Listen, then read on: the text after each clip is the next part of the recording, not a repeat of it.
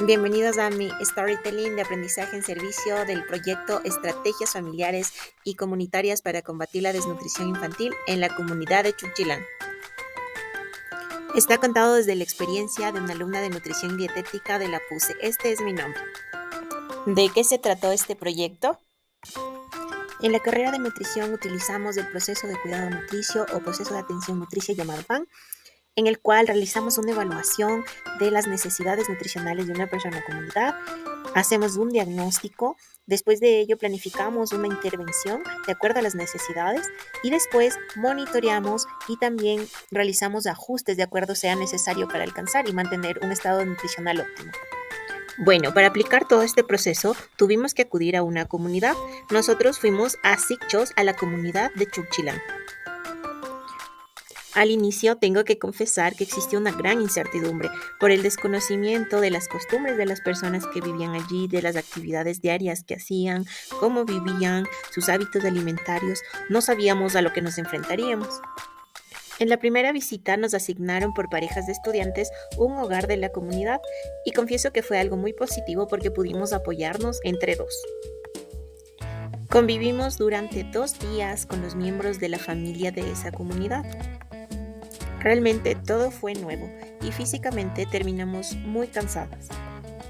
Sin embargo, considero que fue una experiencia única. Primero, conocimos sus viviendas. En su mayoría eran de adobe o de adoquín y coincidía casi en todas las casas que tenían 2 áreas. Una donde dormían y pasaban el día las personas y la otra que era la cocina y también ahí funcionaba como comedor. Sin embargo, las condiciones eran precarias y vivían en hacinamiento. En nuestra casa vivían 7 personas en una habitación muy pequeña. Además, nos servimos su comida. En nuestro caso, a mi compañera y a mí nos recibieron con un plato de huevos duros y una taza de café. Ese día y a lo largo del siguiente día comimos mellocos, habas, sopa de fideo, papas. Y en las demás casas destacaban los mismos alimentos. En muy raros casos consumían proteínas de origen animal, como pollo o cuy. Nos comentaban que eso solo era en ocasiones especiales. Fue muy difícil adaptarse porque normalmente no comemos eso, pero realmente se agradeció su inmensa generosidad. Además, acompañamos a la familia en sus actividades diarias, como el pastoreo de vacas, el ordeño, cocinar, cosechar papas, vender la leche. Y bueno, a mí la actividad que más me gustó fue el ordeño de vacas. Realmente me quedé con una gran admiración, ya que la rutina de la señora que estaba a cargo del hogar, la señora María, era realmente extenuante. Una de las anécdotas que no vamos a olvidar es cuando nos transportaban en moto, bajábamos desde la montaña con la moto apagada y la prendían mucho más adelante, tuvimos mucho miedo de caernos, sin embargo después ya cogimos confianza y nos transportamos todo el tiempo en la moto. Fue una anécdota muy linda. Aparte, bueno, hubo algo un poco más difícil que fue dormir en el piso con frío, aparte nos enfermamos, pero disfrutamos mucho la estancia allí. Bueno, en este punto tuvimos algunas complicaciones. Tuvimos que cambiar de comunidad porque no todas las familias estaban comprometidas con el proyecto. Empezamos a conocer nuevas familias. En mi caso, mi compañera se enfermó y tuve que quedar sola en el proyecto. Me uní a otra pareja y tuvimos que subir una montaña. Realmente eso fue un gran reto porque era muy empinado. Ya con estas familias empezamos a llenar una ficha que se llama Ficha Familiar Alimentaria Nutricional, donde llenamos datos personales de los miembros de la familia, la ubicación del hogar, las condiciones de vida, el acceso a servicios básicos, las características de la vivienda, las características de la familia, la disponibilidad de los alimentos. Realizamos evaluaciones dietéticas familiares y aquí usamos el recordatorio de 24 horas y la frecuencia de alimentos, que son herramientas muy comunes de la nutrición. Además, realizamos el análisis de cómo era su alimentación, cómo preparaban los alimentos y cómo los consumían. Finalmente realizamos diagnósticos nutricionales, tanto individuales como familiares.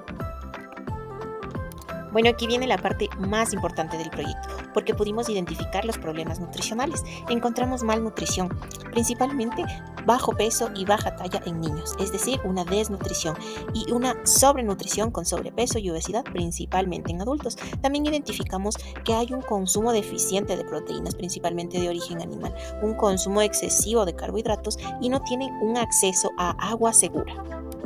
Bueno, ahora acompáñame a ver cuáles fueron los aprendizajes de esta experiencia. Para mí uno de los aprendizajes más significativos fue superar los prejuicios y acercarme a una dura realidad que vive nuestro país, que es la pobreza extrema, y hacerlo de una forma empática, comprendiendo las dificultades y luchas de las personas como seres humanos. Ahora me queda claro que el verdadero problema de la desnutrición no es simplemente la mala elección de los alimentos que se consumen, sino la escasez de ellos y la pobreza que los causa. Como nutricionistas no podemos atacar la pobreza, pero sí les podemos dar las herramientas para que mejoren sus hábitos alimenticios y sus hábitos de vida en medida de lo posible. Los valores que me deja este proyecto primero es la empatía, porque pudimos comprender la experiencia y los desafíos que viven las personas de esta comunidad. Después la solidaridad, lo que nos movió a llevar despensas cada semana y a reunir donaciones para las familias. Después el compromiso, porque allí pudimos establecer metas claras y trabajar juntos para alcanzarlas. Y finalmente el respeto, haciendo que sea un ambiente inclusivo, que las voces sean escuchadas y valoradas y que podamos incorporar a todas las personas de esa comunidad a las diversas actividades que realizamos en el proyecto. ¿Cuáles fueron los desafíos? Una de las dificultades más grandes fue llegar hasta las casas porque el acceso a las viviendas era limitado, no había caminos o los caminos eran muy malos. Tuvimos que subir una montaña muy empinada que llegó hasta los 4000 metros y realmente creo que nuestro físico no estaba para eso. Después el clima porque había cambios bruscos, había un sol muy fuerte, después frío, un viento helado y en la tarde ya bajaba una neblina muy espesa.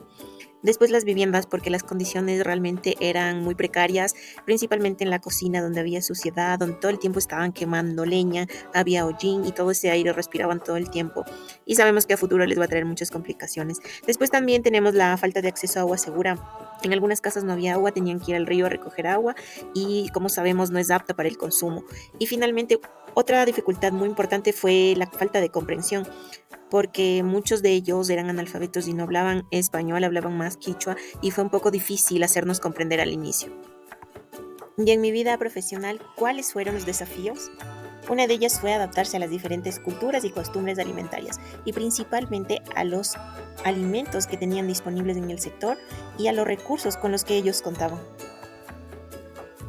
Otra dificultad fue el mantenerme actualizada sobre la nutrición en la comunidad, porque existieron herramientas que nunca había utilizado antes, como las encuestas y las fichas.